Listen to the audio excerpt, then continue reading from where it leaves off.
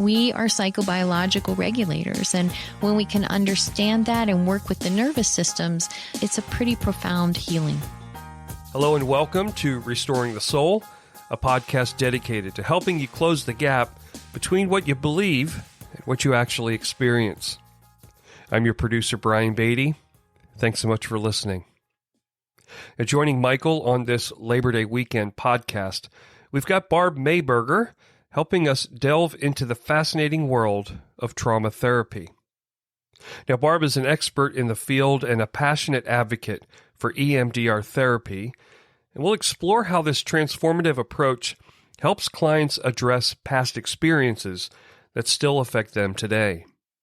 Now, from understanding the role of the brain in trauma to the power of integrating the mind-body connection, Barb will share her wealth of knowledge and experience, and she and Michael will also touch on the importance of finding the right therapist, the impact of trauma on relationships, and the promising shift toward trauma-informed treatment in schools. This is sure to be an eye-opening conversation that will leave you with a newfound appreciation for the power of healing and transformation. So now, without any further delay, here's your host, Michael John Cusick.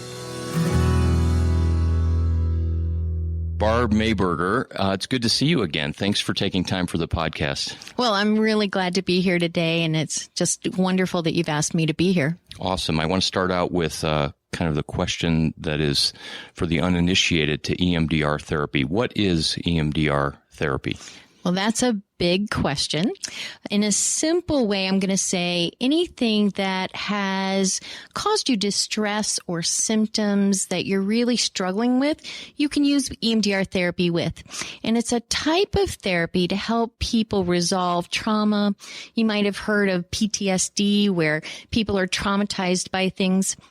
But I like to define it bigger, where if anything's happening to you, where you left with these symptoms and you don't know what to do with it, this work will help you move through it and feel more integrated, whole, and people feel more empowered. So when people think of PTSD, they often think of veterans coming back from combat or catastrophes like earthquakes, tsunamis, sexual assault, but you're referring to just the normal distresses and stresses and aspects of life that kind of turn us upside down. Yes. So it's most known for, and the research really supports working with those big things you just said, of the war and natural disasters and rape and sexual abuse. And I think that's what people are most familiar with. But then those stressors of every day where maybe you lost someone or an animal and you're still grieving over it years later. And it feels like it just happened yesterday. This person's kind of stuck in the past, and this work helps them move through it so they feel more in their present. It's not that it takes it away and they go, oh, that never happened. It's like, okay, here it is. This horrible thing happened, and I'm okay now. So that word stuck in the past, that's a key word. And already we're on this idea that it could be anything that gets us stuck in the past, something as quote unquote simple as losing a pet or an animal. Although for many people, that's a very significant bond. Yes. Maybe for many, the most important bond they've had in their life. And something like that can keep people stuck.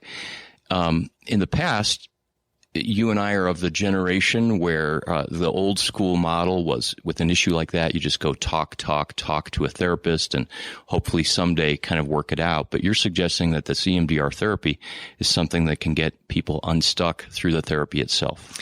Yes, it's a very different kind of therapy. So traditional therapy is what you were talking about, the talk therapy, where I'm using a part of my brain that rationalizes, makes sense of things. And I can say, well, okay, this thing happened to me, but I'm still overtaken with these emotions, and my body sometimes starts trembling and I feel out of control and I don't know why.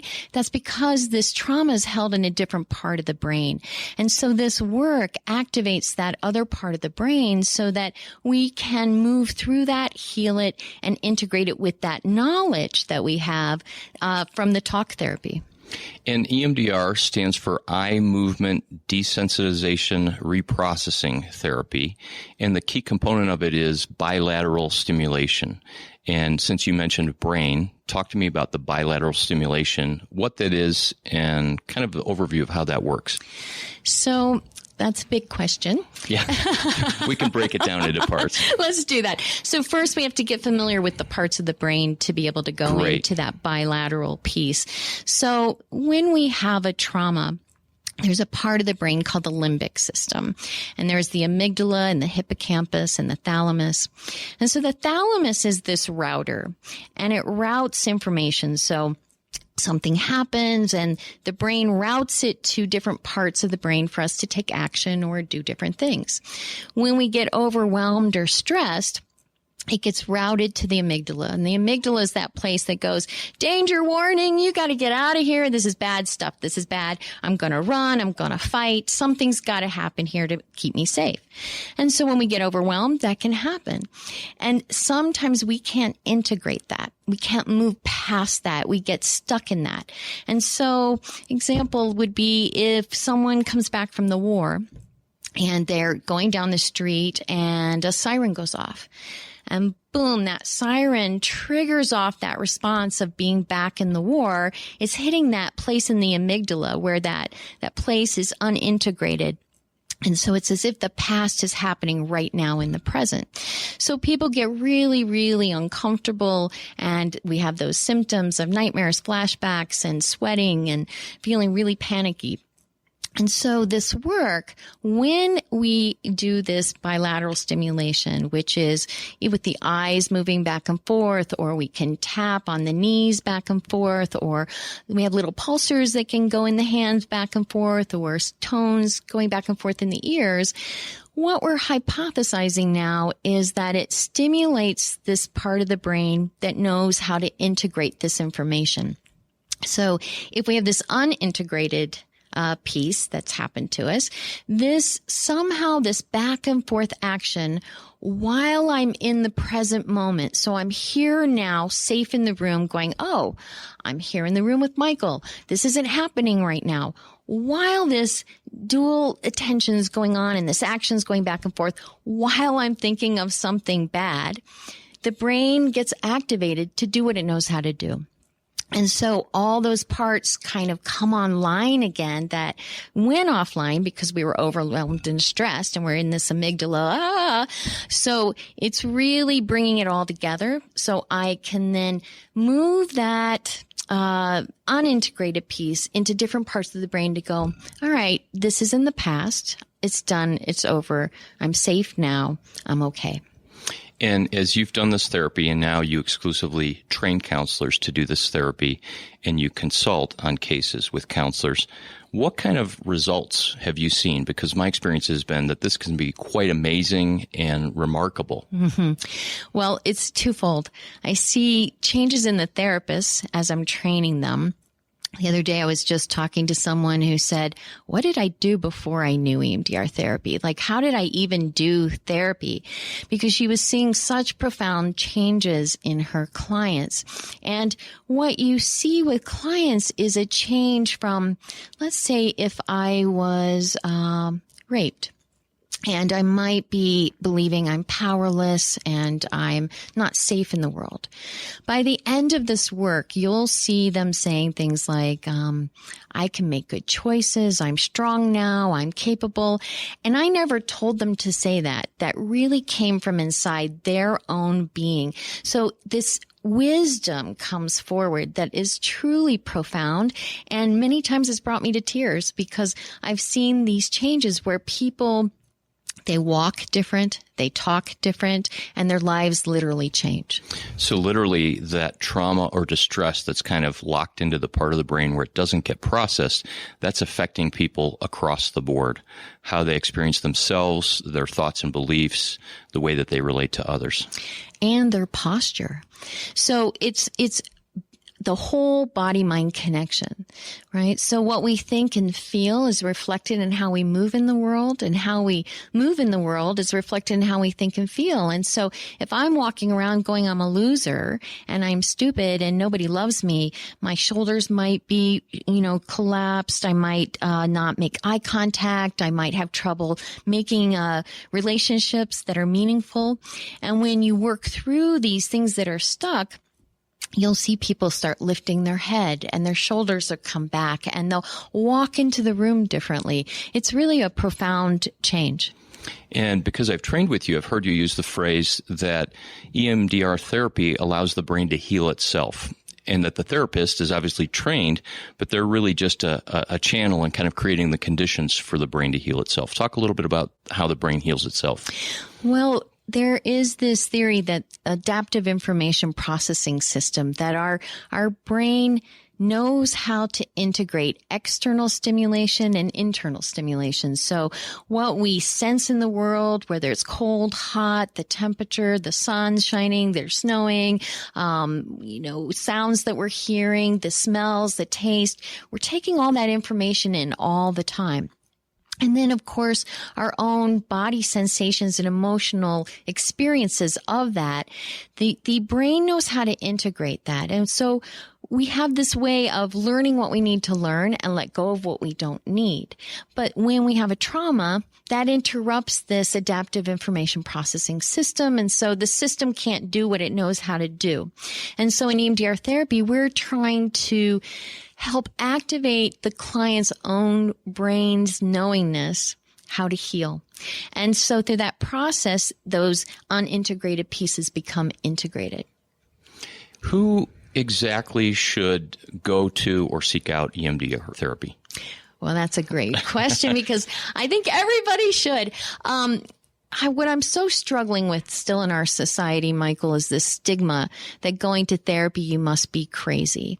And I've even heard in my training some therapists say, well, if I go get my own EMDR therapy, I'm telling my clients I'm crazy. And I'm not in that camp at all. I think that we as human beings have our traumas, our woundings, and the more that we work with them, heal them, the more enjoyable life gets, and the more intimate our relationships can be, more satisfying our jobs can be. So getting to know ourselves, I think, is the greatest gift we can give ourselves. So let's talk a little bit about some of the atypical ways that this trauma and distress plays out. There's obviously we've both referred to some of the major traumas, and I forget who it was that first talked about capital T trauma and small t trauma. But I see in my work, sometimes in marriages, when people are unaware of trauma, there's one or both persons that is, or in any relationship, any intimate relationship, where somebody's being triggered. Somebody will make a comment or a look, and the other person reacts through escalation, through withdrawal, and they'll say later, my heart started racing and my face flushed and my muscles got tight and I just wanted to hit something. Or my partner looked at me a certain way and I just imploded inside and I just wanted to withdraw. And what I'm seeing is that all of the communication skills in the world and, all of the insight in the world only makes a small dent in that in some cases, and doing EMDR has actually helped people to be able to respond instead of react. So have you seen situations that are a little more like that and not necessarily these capital T traumas? What you just said was so beautiful, and I want to add to that first is that it's a perfect example of what I was talking about, is that part of the brain that's the rational brain. And I can give you all the tools to go, okay, say it like this and it'll be just fine. But my body's going, and that really is rooted in some historical pieces. So that when we're doing this work, we really want to get back to where was the beginning of this, which is usually rooted in our childhood. And a lot of times with couples, when you take that trigger and what we call in EMDR therapy, lighting it up, finding a way to kind of activate you so you are uncomfortable and say, when's the first time you ever felt this way? And getting back into your childhood. A lot of times it goes back to mom or dad or a step parent or a teacher at school. And when we can find those places and when we heal that, then it shifts what's happening in the current relationship. And then they don't experience that anymore. And they can use those tools that we just talked about of shifting their communication and staying in relationship. So I think whenever we have something currently triggering us, this word we're kind of using, where we feel that heart racing, or we want to withdraw, or we want to run away, or we want to fight. When we take the time to get back into where this started and heal from that place, true healing can happen.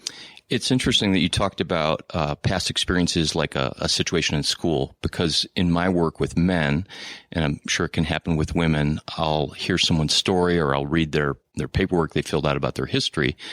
And nope, I had a great childhood, nothing traumatic ever happened to me. And people are typically thinking about, I didn't grow up in an alcoholic home, or I didn't get beaten or something like that. When oftentimes it's something subtle and simple, and because we were able to just kind of move on and be okay. I was talking to someone recently who one of their most painful memories was 2 or 3 times as a young boy being chosen last on the baseball team, or not being picked in gym class. And our society says, get over it, grow up. But the brain and the amygdala doesn't get over that. And again, just tell me how EMDR can help somebody get over that when they may not have even been aware of it. Well, it's really fascinating that many times when you start with something in this present day that's bothering them, and you find this way to light it up and float it back and get to those places of, maybe I was picked last on the team a couple times, my brain, the client's brain, takes us there. And that's the beauty of this work, is I don't tell you what it's connected to. I don't go, hey, Michael, I know that must be connected to what you're struggling now because you were picked last, on the team. So there's this place where when their brain takes them there, clients get this, oh my gosh, really? That's connected? And when we begin this bilateral stimulation with this dual attention of, I'm in the room now and I'm safe and I'm doing this work, clients get that knowledge coming in to go, oh yeah, well, I've overcome that. I'm actually a pretty cool person, and, I'm doing some really great things right now, and my life's good. And they can start putting it in the right category. And that information coming in resources the client to be more resilient and actually put that past in the past to say, that's over, it's done, and now here I am. And the way that Francine Shapiro, who's the inventor / founder of EMDR therapy, the way that she designed the protocols formally is that it's a past, present, future protocol. So it's not just about healing the past and getting people unstuck. It's about helping them in the present and strengthening the connections of their brain and that empowerment of self, like I'm an okay person, but also to help people envision themselves living differently in the future. Talk about that. I love that part of the process, and that, it's really this integrative process of helping people be more adaptive in their lives. And so let's just use this example that we were talking about. Someone's getting triggered in their marriage. It floats back to this time they were asked to be last on the team. And you go, how could that even be meaningful here? But that belief back in the childhood is, I'm unlovable. Nobody wants me. And when they heal that and they go, wait a minute, I'm pretty awesome and I'm a cool person, and they bring that back up into the relationship of the marriage and go, oh, this isn't about this other person. This was about me and that baseball person or whoever. That's my partner. Oh, I like my partner and I'm a pretty cool person. And then we can say, hey, now when your partner looks at you like that, how would you like to behave, act, and feel with this new belief of I'm a pretty cool person? And it can shift the relationship dynamic so much. It's really beautiful. So that them envisioning that and picturing how they'd like to be kind of gets imprinted into the brain and new pathways develop? Yes. And part of our work is when we take things into the future is repeating them over and over and over, because that's how we learn. We learn through repetition. So if you think of a baby, they drop the spoon many times and you pick it up and you drop the spoon and eventually one day they're holding it. We want to repeat things over and over so that neural pathway gets stronger and stronger. And it's so easy for the brain then to go there. Some people are freaked out just by the idea of going to counseling or therapy at all. And I think they think, we've probably both had clients in the past who walk in and expect to sit on a Freudian style couch with their back to the therapist who has a clipboard, saying, tell me about your mother or something like that. But I've had people walk into my office and say, do you want me to lay down, stand up, etc. So there's this kind of mysterious element for people that haven't been to therapy. But walk me through, if someone comes to a counselor who's EMDR trained, what they can expect to happen. What might you tell your students in terms of here's how to work with the client?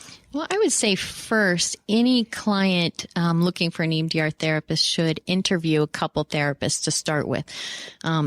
Research supports that no matter what type of therapy you're doing, the connection you feel with that person is the most important thing. And I think that that's what people are afraid of is this person going to be judging me? Is this person going to, have this bad negative thought of me?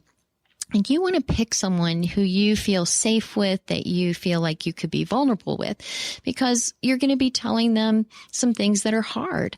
And yet this person who's a therapist is holding a very loving space for you.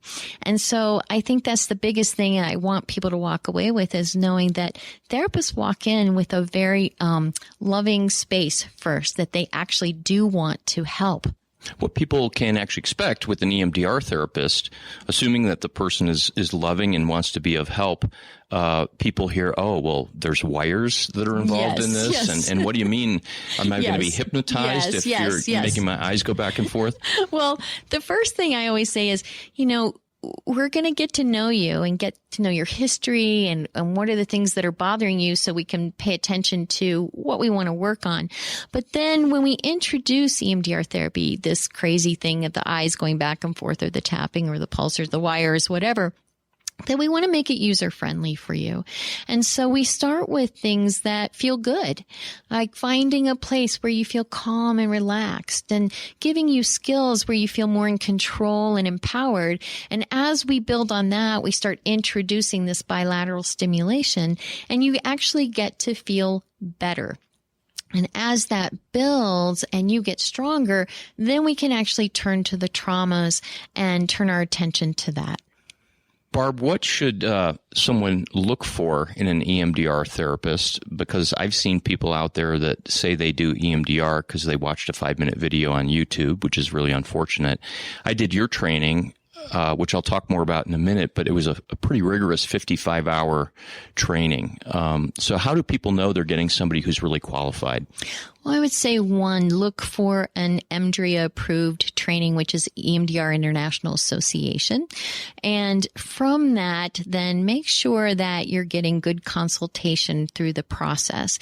There are many trainings out there now. It's kind of the flavor of choice, you want to say, where you're getting a part of the training and going, okay, go out and just do it. And I think there's so many pieces to learn in doing good trauma treatment that I put a lot of care and attention and intention into my trainings to make sure that no one falls through the cracks. I want people to succeed, and I want them to feel good about the work. Since you touched on it, tell me about the Maiberger Institute, which is the organization that you're the founder and director of. What's your vision with the Maiberger Institute? Well, my mission has been to give the gift of EMDR therapy to as many therapists as I possibly can, because when I get to see therapists change in how they're doing work, where they feel more meaning and purpose in what they're doing, they're more excited.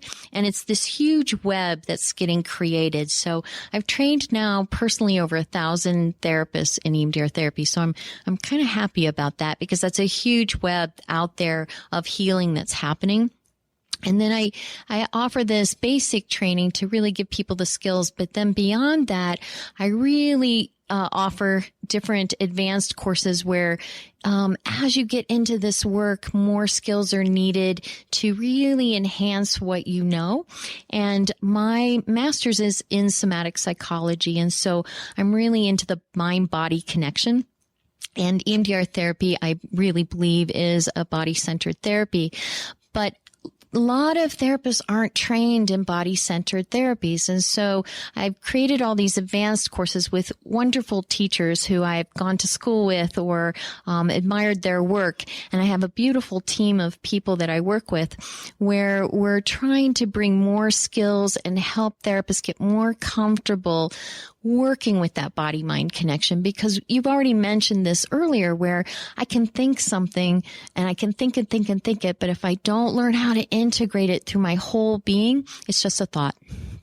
So tell me about the advanced trainings you do, because I understand there's trainings in EMDR therapy and addiction, as well as EMDR therapy and attachment. Yes, those are two of the courses that I offer. Addictions, we really look at what is the underlying trauma and attachment wounding that drives the addictive behavior. And when we really heal the traumas and the attachment, the addictive behaviors calm down. That my need to actually do these behaviors, I don't have that need anymore because I'm actually healed inside. So we're really about going deeper underneath the distress of the addiction and getting to that core wounding. There's so many good books on addiction, but I credit you with turning me onto the book by Gabor Mate, In the Realm of Hungry Ghost, where he talks about so many different aspects of addiction, from the spiritual aspects of addiction to the brain wiring, the obvious chemical dependency issues. But he's one of the first people that I read that talks about the attachment aspect that's underlying addiction. I know. I was so excited when I read that book, and I thought, this man's making a real change in the world. And when we get down to this early attachment, and what we're talking about in attachment is from age 0 to 3. And that's original bond with our mother or our primary caretaker who really bonded with us. And, fathers too. But there's that place of, who's really caring for this baby. And when we don't get our needs met as a baby, we're on our own. And when we're on our own, that can cause a lot of distress. And that's happening again in that area of the amygdala, which we were talking about earlier. And so I go into this, nobody's there, but I don't have the part of my brain online yet to make sense of all these feelings. So I can have all of these big feelings and not understand it. What are some of the ways you see attachment issues playing out? You can see that in any kind of intimacy issues in relationship. You might even see it in a problem at a job, and you keep getting triggered with your boss. So any kind of relational pieces that you're struggling with, whether it's at work, whether it's with your intimate partner, with friends, coworkers, that can lead us to attachment work. Barb, tell me a little bit about your background. You have a unique background that brought you into doing psychotherapy. Well, my undergrad degree was in modern dance, and I was a professional dancer for years. And once I was at a dance festival, I took a massage therapy course, and I went, someday when I can't dance anymore, I'm going to do that. And well, I got injured and I couldn't dance. And so I thought, well, while I'm injured, I'll go learn this, massage and have another skill so I can support myself dancing. And once I started school with massage therapy, I went, oh my gosh, I love this so much. I don't need to dance anymore. And I was off to the races, learning massage therapy. And I did that for about 18 years. And through that process, as I kept studying, I started studying more and more subtle energy. And I found that the more subtle I was working with the body, people were starting to remember being sexually abused in their childhood. And I'd go, I don't know what to do with this. So, let's make nice here and go see your therapist because I don't know what to do with this. And so eventually that led me to getting my master's in somatic psychology and really bringing the brain and the body together because I was so body oriented to begin with. So I went and got my master's at Naropa University. And through that process, I really had an emphasis on trauma. And I was really, because of this sexual abuse piece that I was experiencing through helping people through massage, I went, I've got to learn how to work with this. And so that was really my emphasis, is working with trauma. And then a couple years later, while I was in school, this is kind of funny, bad things were being said about EMDR therapy. And I was like, I'm not going to learn this because really horrible things were being said. And as somatic therapy, I was like, oh, it's going to get stuck in your organs and you're going to have illness from it. I'm like, why would I want to learn that? So I really put it way off. I wasn't going to learn it. And then a couple of years later, a colleague friend of mine took a workshop and she said, hey, you've got to learn EMDR therapy. It's very body centered. And I said, no. And she did a session on me and I went, okay, I'm hooked. This was a new experience that I'd had where I really felt that integration at the end that we'd been talking about earlier. And I just went out and started studying like crazy. And I was very fortunate that I found Molly Girosh here in Boulder, Colorado, and I started studying with her, and eventually she asked me to help her with her trainings, and she retired and I took over the trainings, and it's truly my passion right now, and I just love teaching this work. Give me other examples with somatic psychology of what kind of therapies might be offered to help with the mind-body connection. Well, right now, what you might hear Pat Ogden's sensory motor integration, or you might hear of Peter Levine's somatic experiencing. He's written a couple books. She's written a couple books. They're the most famous sort of out there, but there's dance movement therapy. You could put yoga in there now. Yoga's becoming therapeutic and kind of a thing that's in the news. So there's lots of ways to start integrating the body with the mind. And all of this is really a shift. There's always been this undercurrent of the mind-body, but it's being integrated more and more into psychology. And I think the biggest thing is that it's being validated by science. So the quote-unquote medical community is now validating it. But talk to me about going all the way back from your work as a massage therapist, where you're obviously very aware of people's bodies and there's extensive anatomy and physiology that you have to learn, into your somatic psychology degree. How you've seen the field of counseling and psychology shift more and more in this way, and is that a good thing?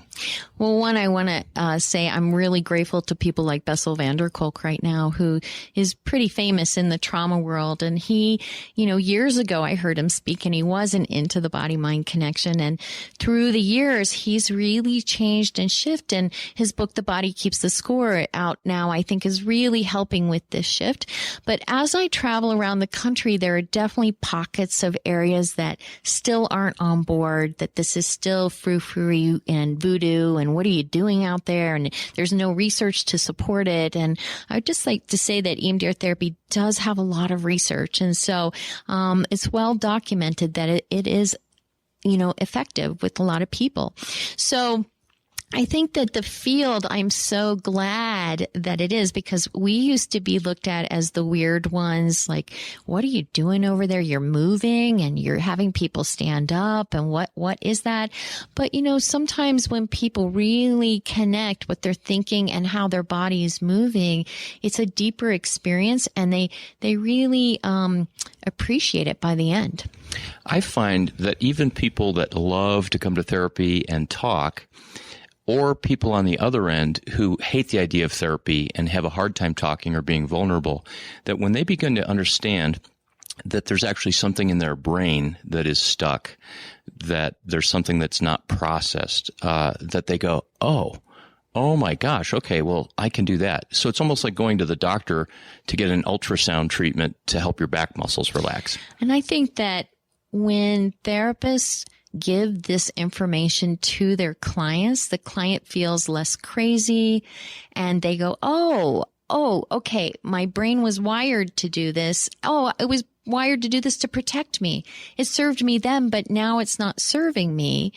It makes it less diagnostic or pathological and just kind of human nature. Right. Yeah. It's helping shift from a pure pathology model of dysfunction and disorder to we're all human and we're all affected neurologically in our brain in a way that affects our experiencing and relating to the world.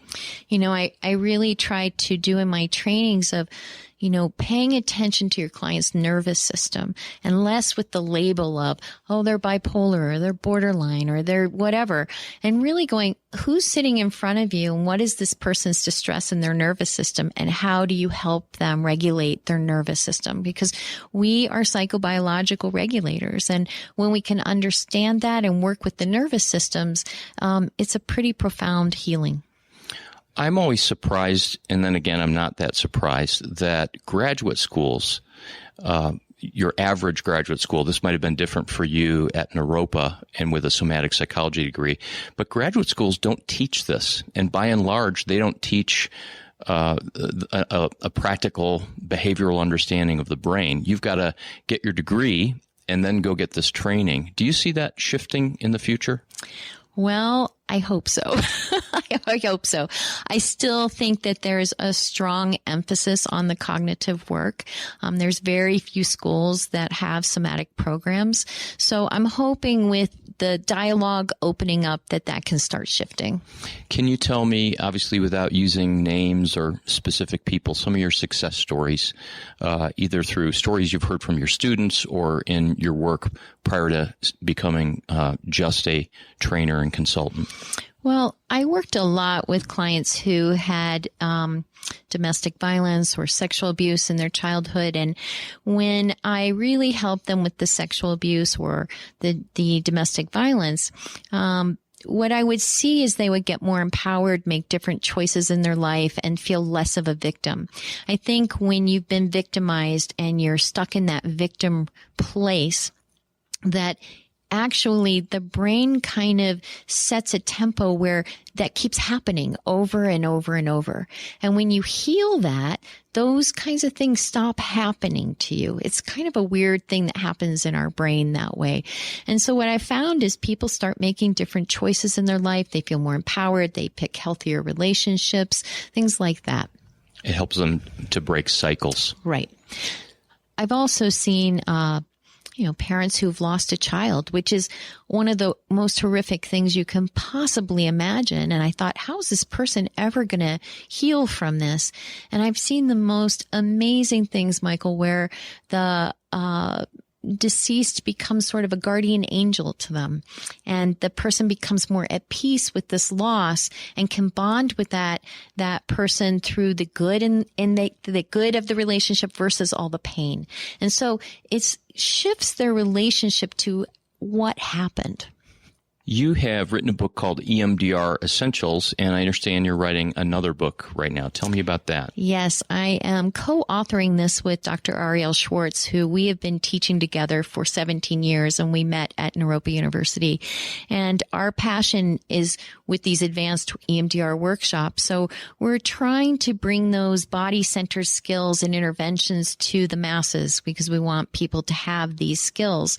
So we're really integrating EMDR therapy and somatic psychology. But the book is really practical with scripts in it to guide the therapist of how they can actually use these skills in the office with their clients. So it's a book for therapists, or is it a book for, like, EMDR Essentials was a book that you wrote really for people to understand about EMDR, and it sounds like this book is more geared for therapists. This book is geared for EMDR trained therapists that to enhance their skills that they've already learned. And yes, my first book was really to just walk people through who want to find an EMDR therapist, walk them through the process. What are all the steps? What can they expect? Some stories that my clients were willing to share to show how this work could help them.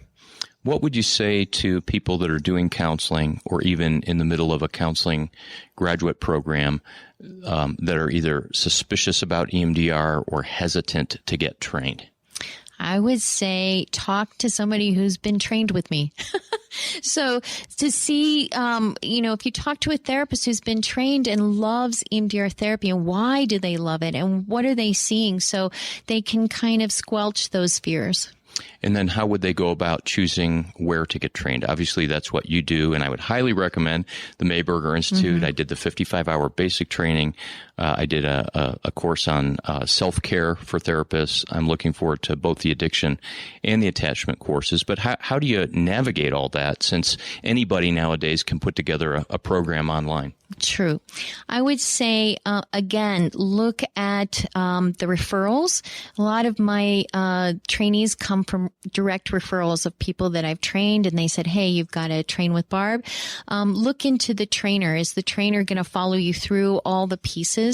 Who are you really going to have? Who are you going to have as your consultant on the consultation hours? Because there's part of that 50-hour training is consultation, and who's going to provide that for you, and what are their skills, and what are they going to provide for you? So ask a lot of questions about the training and make sure you know, because sometimes not all of the pricing is included in everything, or who's doing what.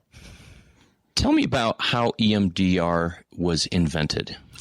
So Dr. Francine Shapiro was getting her doctorate degree in psychology, and she was observing herself one day while she was walking in the park, and she noticed if she was thinking of something disturbing and her eyes were moving back and forth, that all of a sudden it wasn't so disturbing. So she started experimenting and saying, hey, Michael, bring up something disturbing and move your eyes back and forth. And people were like, what are you talking about? And so then she developed the eye movement. So follow my fingers with your eyes. And so that the eyes were going back and forth, but they were following the fingers. Through that, she developed a protocol that could be researched, duplicated, done over and over and over so that it could be researched. And so the protocol is developed over the years, and it's one of the highest research therapies out there right now. And is there a connection with the eyes moving back and forth? A lot of people might be thinking of rapid eye movement. If you watch a child or an individual sleeping, there's something restorative about, while we go into that deep level of sleep, about the eyes moving back and forth. Yes. We used to think that during REM sleep, that was when this healing would occur that the eye movements were creating sort of a REM sleep. But now what we're hypothesizing, it's more about an orienting response to safety.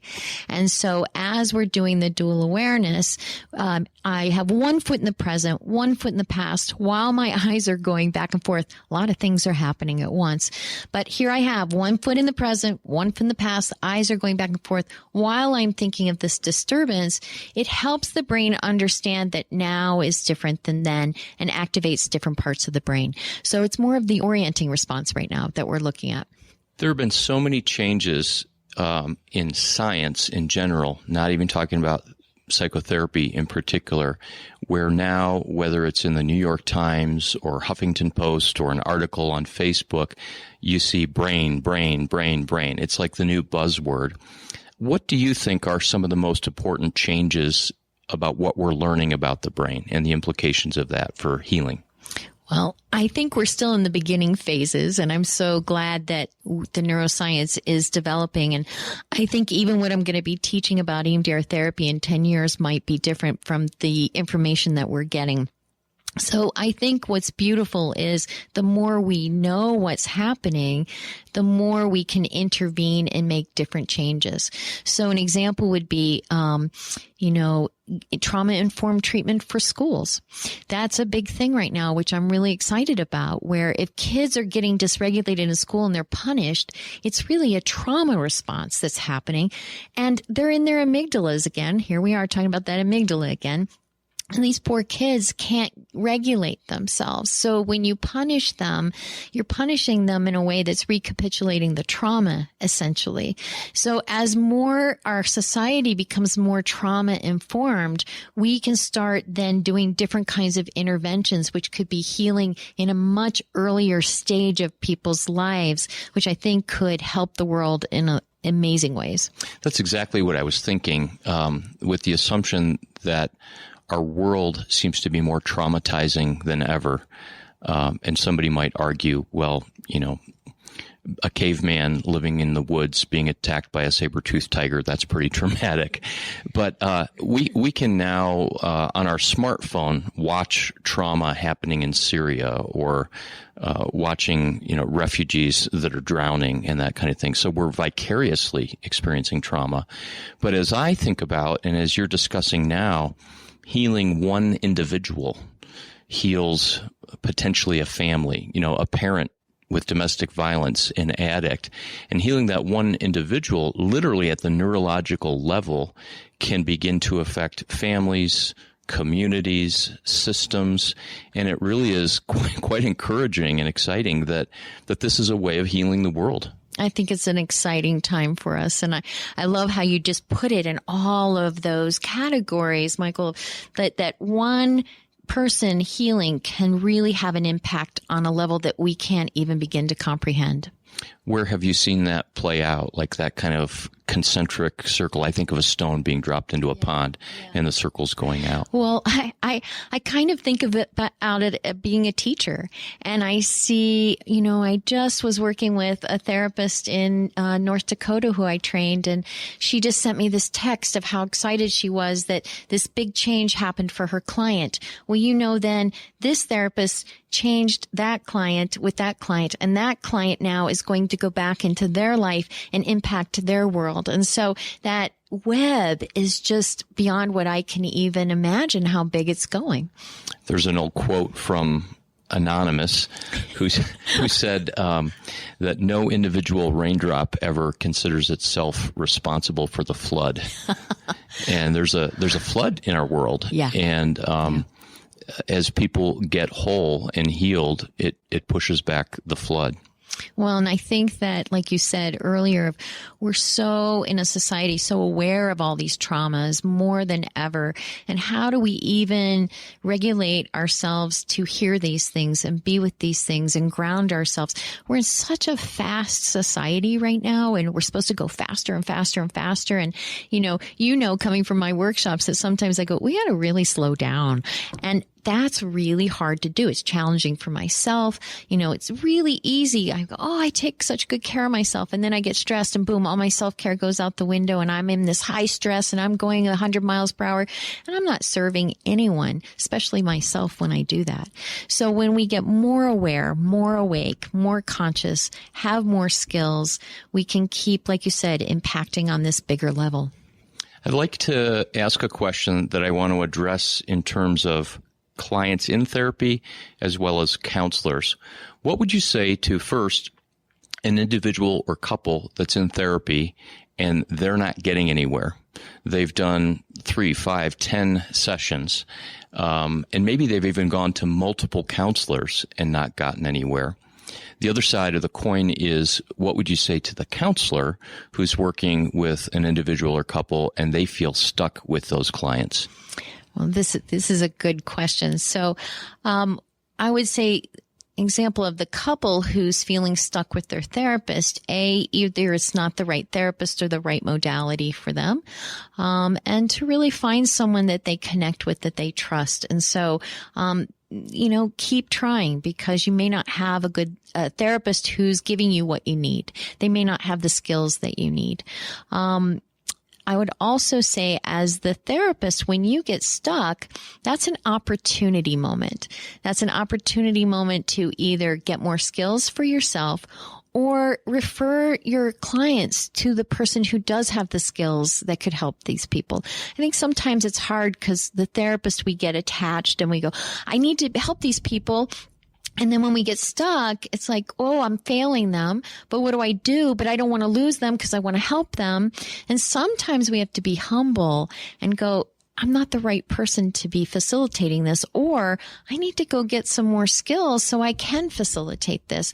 I can't tell you how many times people come into my training where they've said, I've referred so many people, so many of my clients to somebody who does EMDR therapy, and then I don't have that client anymore because they're making success with this other therapist. I hear this story all the time. And so that actually brings them in many times for the training.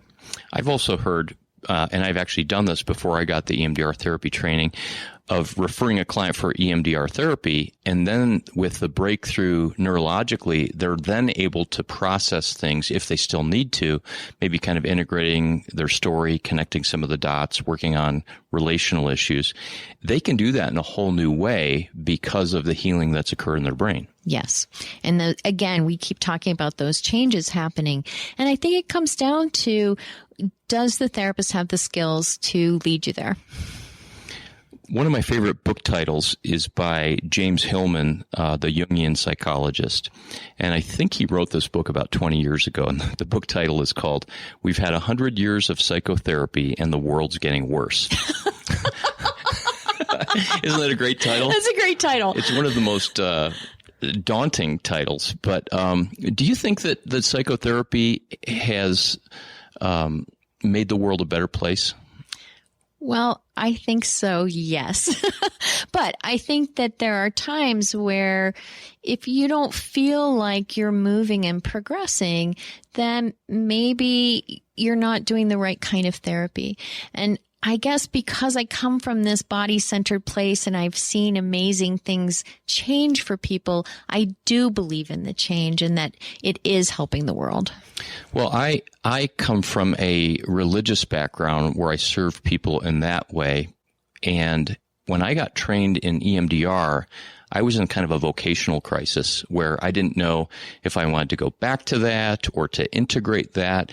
And when I've begun to understand about the brain and experience this, it's just opened up a whole new vista, and I have a whole new passion for helping people through therapy. So I want to say thank you for what you do. Thank you for your training. And thank you for your enthusiasm today. Oh, thank you for having me. This has been just a lot of fun. So we've wrapped up another episode of Restoring the Soul. We want you to know that Restoring the Soul is so much more than a podcast. In fact, the heart of what we have done for nearly 20 years is intensive counseling. When you can't wait months or years to get out of the rut you're in, our intensive counseling programs in Colorado allow you to experience deep change in half-day blocks over 2 weeks. To learn more, visit restoringthesoul.com. That's restoringthesoul.com.